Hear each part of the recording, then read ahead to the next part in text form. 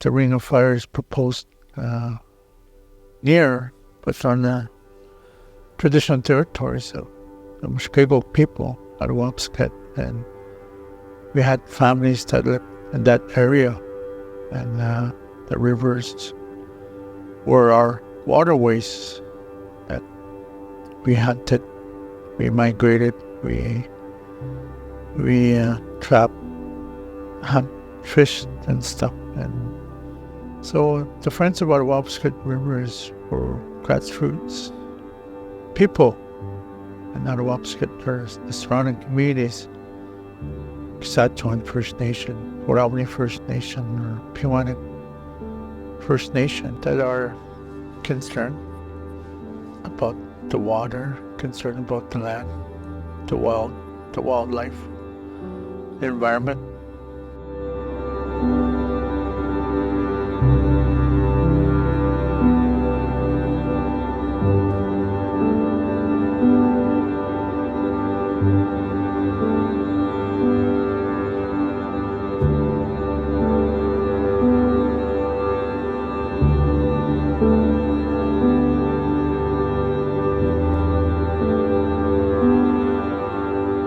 Some of the most beautiful people you will find in this world are within the Friends of the Attawapiskat River and movements alike. My name is Mike Kristajian. I go by Michelle Kristajian, legal name, after my grandfather. I'm from Attawapiskat. I was born, raised in Attawapiskat. Mathieu, Tristan Ashiskish, Ndishnakasun. I was born and raised here in Timmins. I do consider the land to be my home now. Attawapiskat being that home away from home. The thing about me is I'm a helper. If I need to be out in the bush as a helper, the river as a helper, then that's what I know.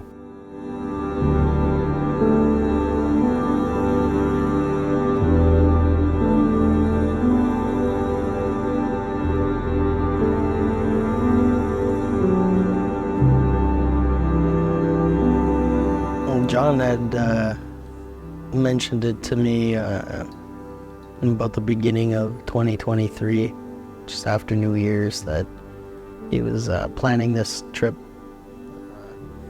and that it was something he had always wanted to get going along the Attawapiskat River, and for young guys like me, especially, who are learning what it is to be a helper. Learning all the sort of protocols that come along with it. So at first, for me, it was an opportunity to do that, to learn more. We had to take the drive out from here in Timmins to Thunder Bay to fly up. That was about 8-9 hour drive, and because of work and things, we had to leave pretty late. Didn't arrive there till about 1-2 in the morning in Thunder Bay, and then the next day it's just straight to the plane to Niskanjaga, and visiting that community as well. After we got off those lakes and we got more onto the river, you could just see how low it was, to the point where we were scratching our canoes just on the rocks, because it was maybe not even a foot deep. And in my mind, I was like, no way the river's like this naturally. Whenever we had the portage or drag the canoes down the river, because of how low it was, to being on the river and imagining what it might have been like for my ancestors to travel that way and to do those things, I definitely felt closer to them. And for me, I definitely got something out of it. I learned a little bit more about who I was. Every morning before we would get in the canoes, I would make sure to put down tobacco, and just ask those kokums and mushrooms to watch over us. Just to ask that river, that water, to be kind to us too while we're on it, and to look after us. The whole experience I've never seen so much wildlife either. I must have counted at least there were 30 or 32 beaver houses, 1 or 2 beavers to each house. The amount of, I think we came across 2 or 3 nesting grounds of geese. And, you know, when we were passing through that little area, you'd see them take off scared, and they just kept circling. And it's okay, you know, that's their home, that's where they're coming back to have their little ones. And the amount of eagles we saw too flying beside us, it was just phenomenal.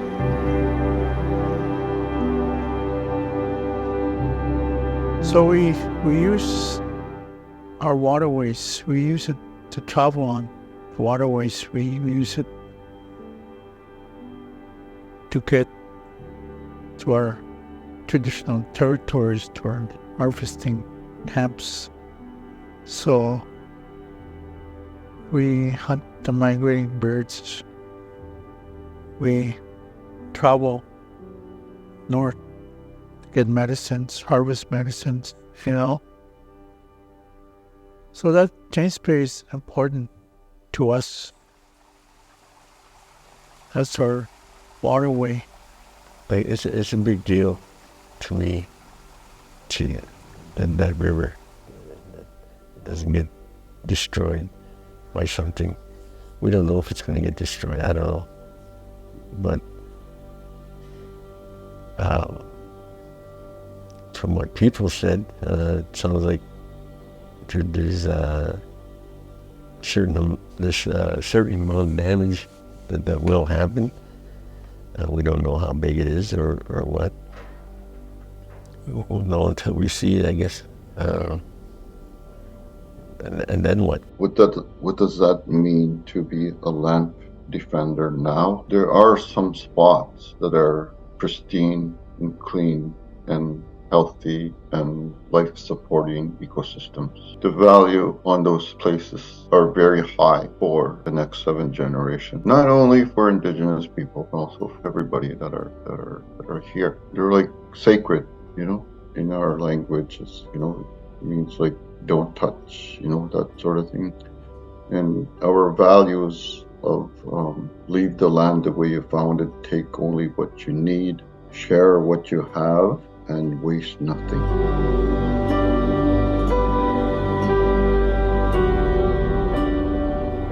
The proposals, the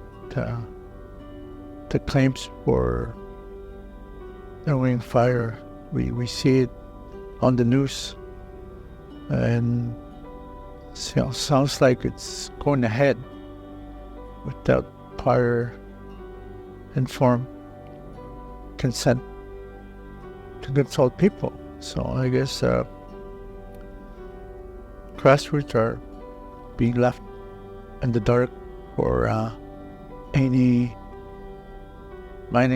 proposed mining activities in our river, in Attawapiskat River, and we don't have a say as grassroots. So that's where Friends of Attawapiskat River stepping in, say, hey, wait a minute, we have a voice here. We do have a right. We do have a say.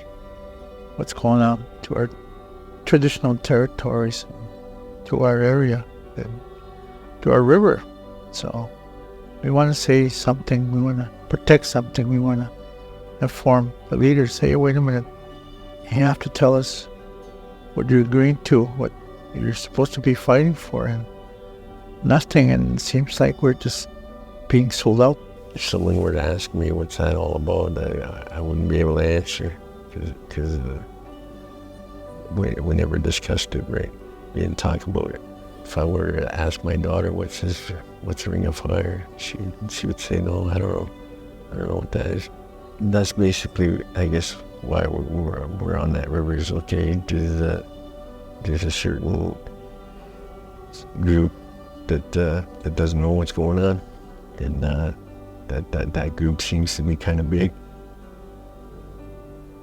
My daughters or my granddaughters coming up, they don't know what that's all about. And, well, we want to know what it's about. We need to be able to make public statements to them. We need to be able to sit down at a table with them. And we have to tell them this is the way it is. If you're going to come on to the area of Busosibi or the area of Webequay or Nagastanjiga, if you're going to come on to those areas, this is the way you're going to have to act. You're going to have to behave accordingly to these values, and substandards have to be raised, and proper capacity has to be in place, meaning healing, in order for proper engagement to happen. You know, if those companies end up accomplishing what they're setting out to do, there's going to be some serious consequences that they're not thinking through. One thing my Gokum always tells me is whenever you're doing a deal with people like this, don't think about what's going to happen in the next 10, 20 years. Think about what's going to happen in 150 years.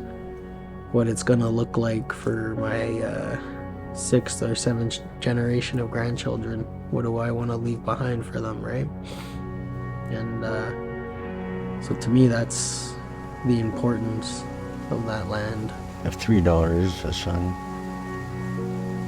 some grandkids, 6 grandkids. That's basically why I'm on the river. One of the young guys that was with us, he said that it feels vast. He said, and I think that's what you mean, and that's what it seemed like to me. It just seemed to go on and on and on, kind of huge. And